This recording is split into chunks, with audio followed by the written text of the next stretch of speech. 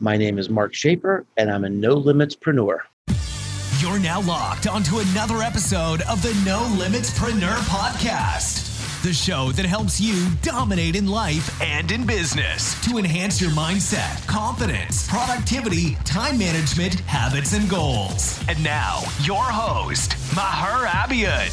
Hey, what is up, Success Nation? Welcome back to what is going to be a spectacular episode today, because I have the honor of speaking with my guest, Mark Schaefer, today on the Nolimitspreneur podcast. He is a globally recognized keynote speaker, educator, business consultant, and author. His blog, Grow, is hailed as one of the top marketing blogs in the world. Mark has worked in global sales, PR, and marketing positions for more than 30 years and provides consulting services as executive director of Schaefer Marketing Solutions. He also serves as the chief operating officer of B Squared Media, an agency providing outsourced social media services and online customer care. And today we're going to be talking about marketing in this new era that we're currently living in, the importance of purpose in life, and how to keep going in the face of uncertainty, and so many more topics on personal growth. Super excited to get this episode started right now. Mark Schaefer, it's an absolute pleasure connecting with you and having you on the Nolimitspreneur podcast. Thank you so much for spending time with me today and coming on the show. Oh, thank you, Maher. It's a delight to be here. I'm excited to talk to you. Yeah, I was really looking forward to our talk today. I mean, I've been following you for a number of years and your work. You've been in doing marketing and doing business consulting for obviously so many wonderful years and working with so many individuals and businesses. And I wanted to start off, if you can tell us a little bit about your story and how you really, found marketing. I mean, for me personally, I stumbled into marketing because I naturally just started making websites for people, and that website design kind of led me. What excited you about marketing and got you started? Well, it actually started in my college years. I went to West Virginia University, and I was a journalism major. In my junior year, I took a marketing class and just sort of fell in love with the idea of marketing. I opened up this book, Principles of Marketing. Still have it back here. I actually went on eBay and found the original edition of the textbook I had back when I was in college. And Dr. Kotler, you open it up, it says, marketing is a combination of psychology, sociology, and anthropology. I thought, that is the coolest profession ever. I'm in. So it was too late. I couldn't change my major. So I actually started out in journalism and corporate communications. But then eventually I worked my way up with a big company and got into sales and then got into marketing and had the opportunity to really do every kind of marketing job you could think of. It was in B2B. I touched B2C. I got to work with some interesting advertising campaigns. I was in new product development. I got to work globally. So it was a wonderful experience. And along the way, I also got a master's degree in marketing, which helped. And I got to study under Peter Drucker, who is probably the best known business management marketing author in history, and also a wonderful man. He was like a grandfather. He was just one of the nicest people you'd ever want to know. But that had a big impact on my life, had a big impact on my career. And then, so I had a great career in marketing. And then about 12 years ago, I was faced with a decision. My company wanted to transfer me to Europe. I kind of went back and forth for about 6 months, and I decided that I really wanted to stay in Tennessee. It had become my home. And so for personal reasons, I thought, I'm going to start my own business. And, my fear in starting a business was that I wouldn't know when to stop working. And in some ways that's become true. But I love what I do. I love what I do. I have fun every day. And so about 12 years ago, I started consulting. I started teaching, started a blog. The blog became popular. That led to books. The books led to public speaking. And before the pandemic, I spoke all over the world, consulted with a lot of big clients, and I continue to teach at Rutgers University in the New York area. Um, that's about it. That's a fantastic story. It's really amazing to hear everybody's story of sort of how they fell into what they're doing now. Everybody usually has a shift, a moment in their lives. I've noticed that something happens, and for you, of course, it was important that you stayed in your hometown. You obviously felt that this was your passion and purpose to really be able to share your message on a bigger scale, and that's starting your speaking and consulting business. So congratulations on that. As you know, obviously without question, we're living in a completely different place in the world right now. Pre-2020 to now, things have completely changed. How can people and businesses set themselves up for success in this new economy?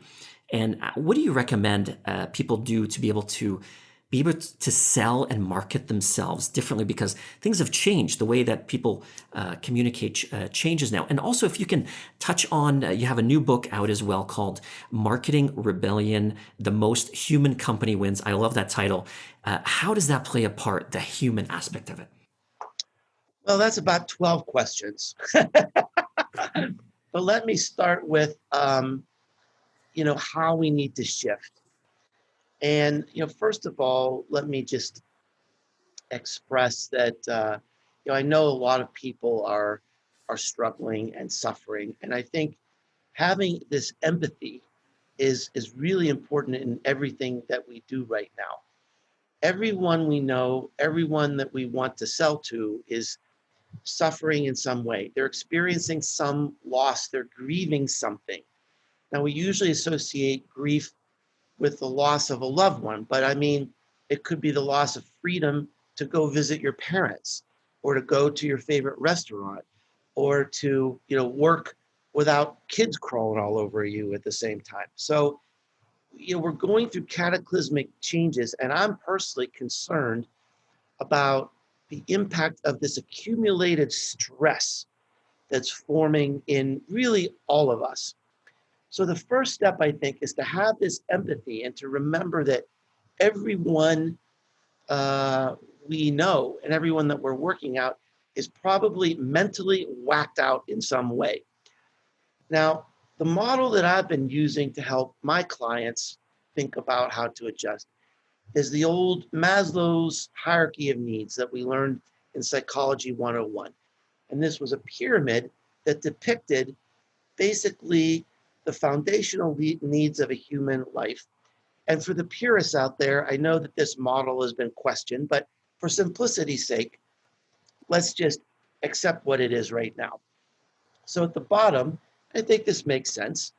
Before you can worry about anything else in your life, you have to have food. You have to have water. You have to have clean air to breathe. And then, once you get shelter, then you don't want to be lonely. You want to be safe. You don't want to be isolated. You don't want to be sick.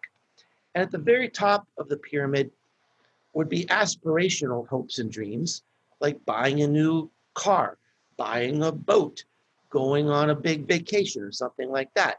So before the pandemic, most people in their lives were somewhere near the top.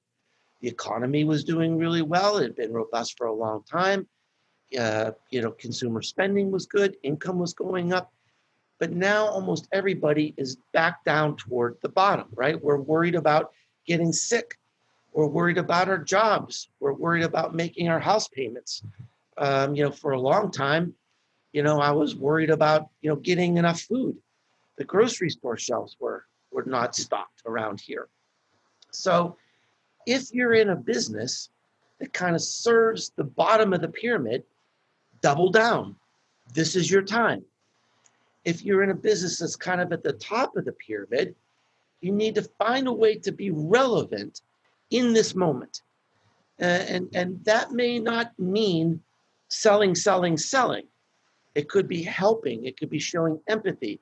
It could be using this as an opportunity to build your brand by actually helping people. I have one marketing thought leader who I admire who suggested that companies right now should take their entire marketing budget and just use it to help people.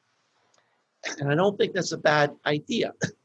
So those are sort of the main foundational concepts of how we need to be adjusting. The most important thing we can be doing right now is to be thinking through what are our customers going to be like 6 months from now and getting, or 9 months from now, when the pandemic starts to go away. What is this going to be like? What is going to be left? Are they going to have spending power? Are they going to be buying through new channels? Are they going to be buying from new competitors? Are their behaviors shifting in permanent ways based on what happened during the pandemic? There's going to be a lot of dramatic consumer changes that are happening now and will continue to happen in the coming months. So we've got to be really humble right now and listen and learn and stay in touch with where our customers are right now. Because if you think you know where they are, you probably don't. Everyone needs to kind of reset right now and watch very carefully what's going to be happening. I 100% agree with you, and that human aspect is so important. I noticed a lot of times when companies are marketing digitally versus in the real world, they market differently, as if it's very transactional. They don't utilize the human aspect of it, or trying to realizing that you do have to build that relationship first. You can't really throw a sell message in somebody's face. You really, especially cold traffic, you really have to build up that relationship, and that means being human and understanding what are the needs of the customer, exactly as you mentioned. And for a lot of people right now, they're working from home. They might be solopreneurs. They're trying to create a personal brand, and you've talked about personal brand a lot. With obviously social media, you have podcasting, you have YouTube. There's so many mediums and channels that we're able to get our message across. What can you advise to give to those listening right now who are trying to maybe improve or start a personal brand, so then that way they can reach more people and help get that message out? Yeah. First, I want to connect your question to the part of your last question that I didn't answer, because you were asking me about marketing rebellion. The most human company wins. And part of that philosophy, part of that idea is that great branding is about creating an emotional connection to what you do. And what we're seeing is that emotional connection is sort of moving away from product attributes, coupons and lemon scented and, cleans better, to human attributes. Who is this? Who is this person? Who made this? What do they do? Right? So increasingly, the personal brand is the brand. Now, for you and I, who have small businesses, that's obvious, right? But even in medium businesses and bigger businesses, increasingly, people want to know who's behind this. What do they believe, and what do they stand for? So it makes sense to be mindful and systematic about creating a personal brand. And I don't know if you can see this. This is a book I wrote called Known.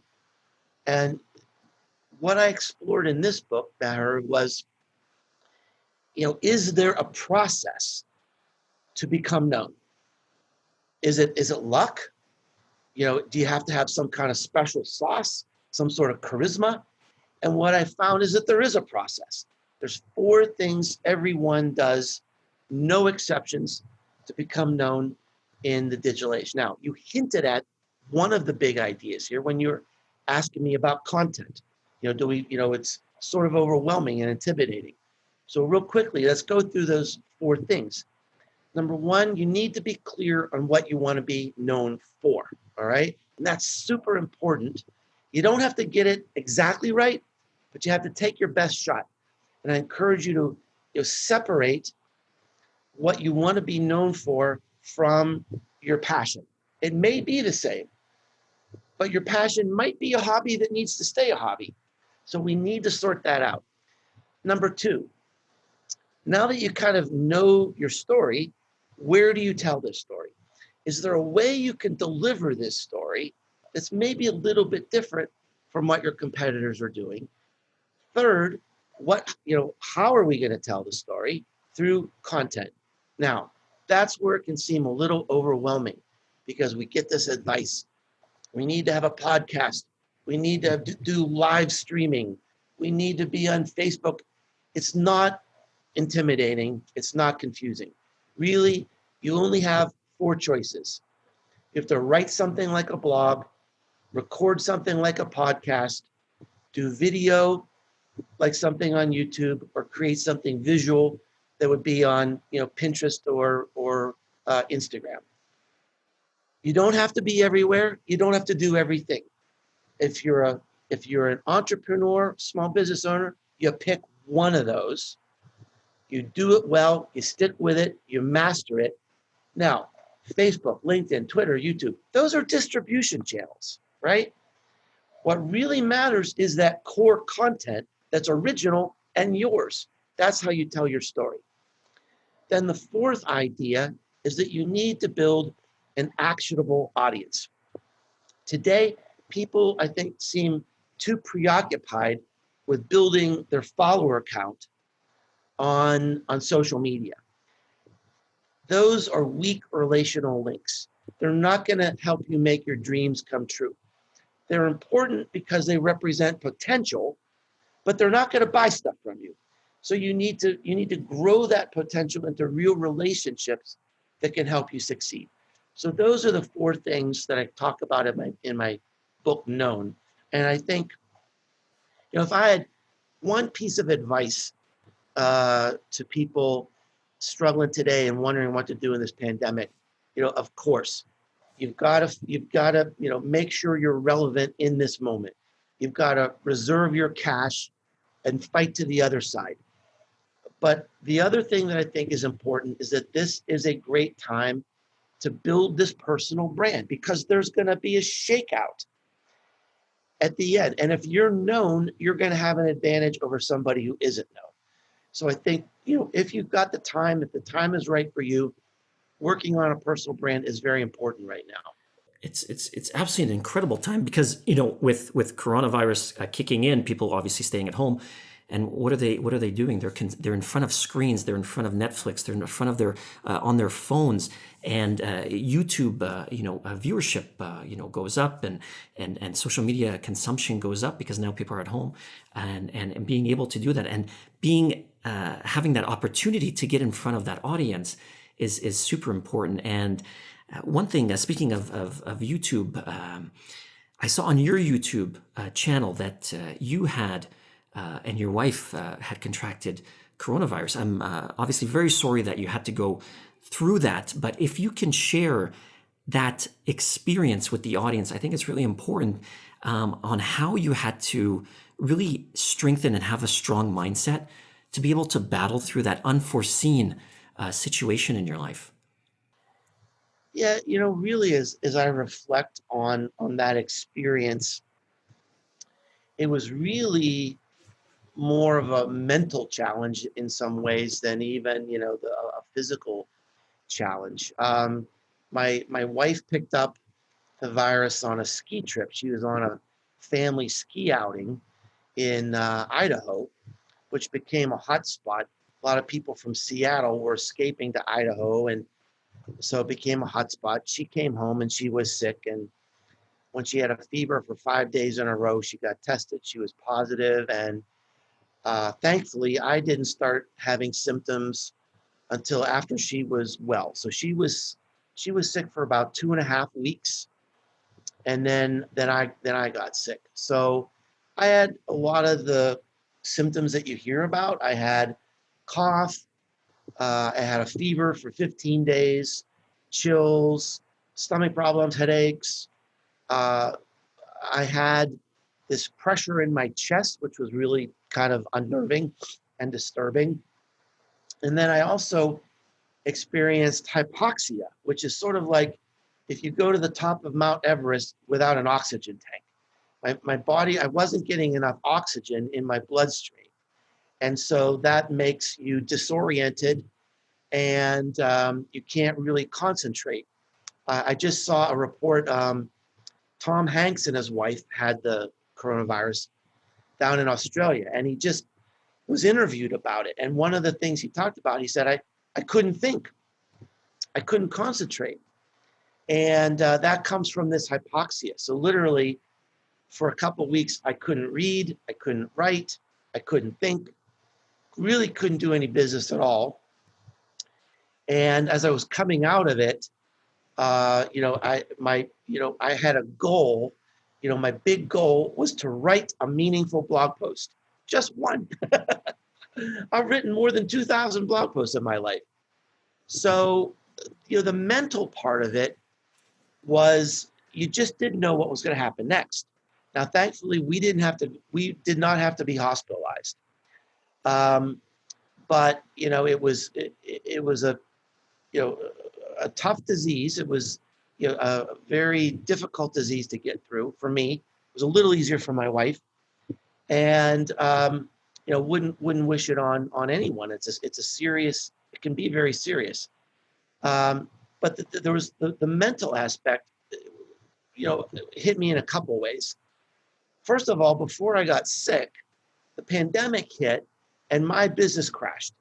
So a big part of my income comes from speaking at conferences, and every conference got canceled or moved. Most of my consulting business was lost. Even my book sales dipped, for a while. And so I went through this period of disorientation where it's like, what do I do? What am I supposed to do right now? Everything evaporated.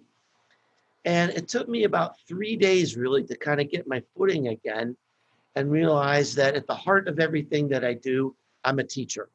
And I'm still a teacher. I just need to teach something else right now.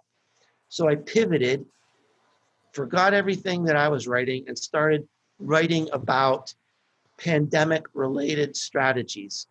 It just could be strategies to deal with uncertainty, to deal with fear, to deal with planning. So that was sort of the first mental part of it. The other thing, during the sickness, you just didn't know what was going to happen next, and it's like you're waiting for this fever to end. And every day the fever comes back, and you just think, oh, it's just disheartening that it just goes on for so long. And then the kicker for me was after my symptoms were over, I got retested and was still positive. So I had to reset the clock and be quarantined another 2 weeks, even though I thought I was over it. So I think between my wife's illness and my illness, we had the virus in our house for something like 50 days. And of course, couldn't go anywhere, couldn't do anything. And we're just kind of locked down because we couldn't obviously have any contact with anybody. So, and then coming out of it was another mental challenge because I literally felt like I was waking up. I had been out of it, just mentally out of it for about 3 weeks. And it's like, okay, now what? What's happened? What did I miss? What do I need to do next? And so thankfully, some of my business started, coming back, had some meaningful work, started to work on some new projects. And I think that the key for me, the biggest mental survival strategy I've had throughout this thing is to just focus on one positive action every day. That almost sounds like, fairy dust woo-woo advice, right? But it's true, and it really helps because if you think about the future and you dwell in all the what ifs, you're going to go crazy. It's unknowable. No one can really predict what's going to happen over the coming months, but we do know today. We know this moment today. We know where we are. We know what we can do. We can focus on something good and beautiful and positive in this day. And if you can focus on what's in your control today, that really sort of presses down a lot of the irrational worry that we can have. I'm very sorry that you had to you and your family had to deal with that, but thank God that you're all safe and healthy now. And as you were just mentioning, you talk about something which is embracing the chaos, and you highlighted it just as you were speaking right now. There's so much fear, there's so much uncertainty. I mean, again, you highlighted a little bit about it right now. Can you elaborate a little bit more on how we can help people deal with that unknown, that uncertainty? You know, people don't know if they can pay their bills. People don't know how long this pandemic's going to last, where, if they can put food on the table. Can you talk more a little bit about that? The way I think, sort of a philosophy I've had that seems to help a lot of people is that if you look at history, the narrative of history is kind of like the story of chaos. That's history. It's wars and epidemics and plagues and droughts and chaos. And so in chaos, there is also opportunity. There's always opportunity. I predict that in the next 6 months, we're going to have more startups maybe than any time in history, because the key to great business and marketing is to find underserved and unmet customer needs. And there's so many new needs. It's unbelievable how many opportunities there are. And just one silly thing that I just thought was funny but smart at the same time. Someone in England invented a social distancing blanket. So it's basically like a circle, like a donut. It's a blanket with a big hole in the middle and these little spots every 6 feet where you can sit. You have your own little blanket spot and I looked at this thing and it seems ridiculous, but it's super useful, right? It's super useful. And it's like almost like social validation that you're doing your civic duty by social distancing. So it's just kind of thinking about what are the problems that people have right now. And what I want to encourage people to think about is that, the world, life, history is chaos. And we're living through a period right now that we're going to talk about for the rest of our lives. This is the story we're going to tell our children and our grandchildren, the great pandemic of 2020. And we're going to talk about what happened. And we have an opportunity to create that narrative right now. We're living in history. What's the story you want to tell? Do you want to say, I was courageous, I was brave, I was generous, I helped people, I did something that people will always remember? That's the story I want to tell, right? And I can control that narrative. We had an example in our community. There's a real estate agent. Like a lot of people, her business crashed. Nobody's out seeing houses right now.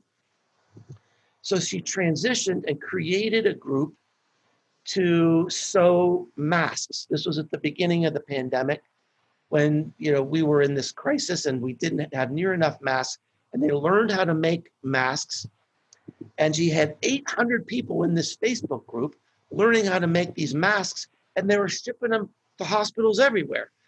Now, she's not going to be remembered for some house that she sold, but she can become legendary because of how she responded in a compassionate and generous way during the pandemic. And she has a narrative that she'll be able to tell her children and grandchildren in a very proud way. It's absolutely fascinating how the world has come together to meet these needs. As you mentioned, I've seen it spring up. Many people creating masks, new companies creating hand sanitizer. We had many shortages of many different things. One thing you talk about that you've said is fear is contagious, and so is hope. I mean, for myself personally, I always try to come at things from a positive point of view, because when you are positive, your mind expands. And when your mind expands, you allow your body to take the right actions at whatever success that you want to achieve. But unfortunately, when you're in a negative state, mind state, your body contracts and you don't take action. Can you talk about the importance of gratitude and positivity in your life and how others can also adopt that as well? Well, you know, I think it's a balance, because the one concern that I have is that people feel guilty if they're fearful. Someone posted something on Facebook that really made me angry. When the pandemic was sort of raging through the world, and there were so many questions, and people were losing their jobs, and he said, this is no time to have fear. You're going into this victim mentality. Now, if you're afraid of contracting a lethal disease and losing your job and not getting enough food to eat, that's a legitimate reason to be fearful. It's okay. And look, I think you need to be able to acknowledge that and recognize what's going on, to say there's a legitimate reason to be fearful right now, and we're going to deal with that as best as we can. Now, once we get past, once we kind of get past that lower level of Maslow's hierarchy of needs, the biggest problem that we have is that people dwell on the worst case scenario. The worst case scenario almost never happens. The best case scenario almost never happens. But the probability is somewhere in between, right? And I think that, to me, represents hope. If you can just sort of cling to this idea that we can't dwell on the worst possible, case, because it's not going to be the worst possible case. And we just need to think about be rational. What are the probabilities? And, I think this idea of dispensing hope is important, not in a fake way. Because if you go to someone and say, don't be concerned or don't be afraid, that's not going to make them not concerned or not afraid, right? It's probably just going to make them mad. But I think if you can demonstrate this through yourself, and this is what I'm trying to do, is set an example. I'm trying to create content. I'm doing some live streaming videos. I talked openly about my disease when I had it. Maybe once a week I gave a little update, but I also used that as an opportunity to lift people up and talk about something that was going on, and to try to create encouragement, because I take that seriously. I think we have an opportunity, all of us, to be a leader, set an example for the people that we touch, and to encourage people, and to dispense hope in an authentic way, not in a rah-rah cheerleader way, which people don't need right now, but to really help people focus on facts, help people focus on truth, help people focus on realistically, how can we work together to get through this. And it's great to see. I mean, the world is uniting, and we are really trying to find new ways to get through this, to create new streams of income, to create better ways of communicating, like we are right now through a Zoom call. So with this sort of unfortunate events, we are learning about our own selves and our resiliency as humans. And one thing that you said when you got coronavirus, and you mentioned this earlier in the podcast, is that you felt that you lost your purpose. But then you realized, obviously, you needed to do what you're naturally gifted at, and that's being a teacher. And if you can talk about the importance, one thing I really talk about is the importance of having a purpose or a North Star in life. So you really have sort of that direction to go with. Talk about sort of what you feel your purpose in life, and how we can guide people to also do what they are also meant to do in life. Well, First of all, I mean, it was a very humbling experience because, I'm really a very confident person, following my vision, working hard, doing a little bit better year to year to year, having great success. And then all of a sudden, through nothing I could have predicted and nothing I could have planned, poof. And so it was a very humbling experience to even be in a place where my purpose was in question. So, but it just took me a while to realize that, my purpose really hasn't changed, that I do have a strong core competency, that I do have a strong vision of my place in the world. And, one of the things I'd like to encourage people is, I do a lot of one-on-one coaching, and a lot of it has to do with personal branding and this book, Known, that I wrote. And I'd say 9 times out of 10, the conversation is about purpose. It's about, I'm not really sure. And what I encourage people to think about is, how do you finish this sentence? Only I, right? Only I. That's really hard. You probably don't even know the answer on your own. You maybe need to ask some people who are around you and get some input. Usually it's right in front of the people. And as I ask them questions, they basically tell me what their only I is. They're just not hearing it for themselves. And there's, another exercise that I do with people is, if you have the opportunity to speak on a stage 2 years from now, or be interviewed like I am today, and the person who's interviewing you or the audience on the, in this venue, they know about you and they're excited and they can't wait to hear what you have to say, and you're just bursting because you can't wait to talk about it. What is that? That's probably a good clue about your purpose. What makes you come alive? What have you done in the last year or 2 years where you had this experience where you thought, this is why I'm here. This is what I love more than anything. And that's a good clue in terms of the purpose you can associate with your personal brand. But it is, it's sometimes people need a little help getting there.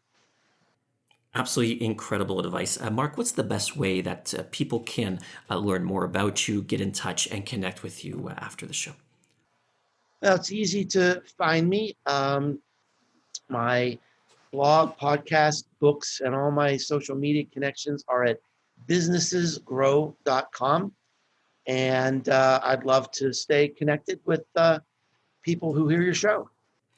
Mark Schaefer, thank you so much again for the great and amazing value that you provided today, and for being a guest on the Nolimitspreneur podcast. I really, really do wish you all the best going forward in life and in business as well. Thank you so much. A big thank you once again to my guest, Mark Schaefer, for coming on the Nolimitspreneur podcast today. I really hope you learned a lot and got a ton of value. I have a lot more incredible guests coming up in upcoming episodes, so go right now and make sure you subscribe to the podcast on Apple Podcasts or your favorite podcasting app so you don't miss out on upcoming episodes, and also leave a review so others can also get the benefit that you got out of today's episode. Once again, my name is Maher Abiad, and I really wish you all the success in life that you deserve, and I'll catch you in the next episode.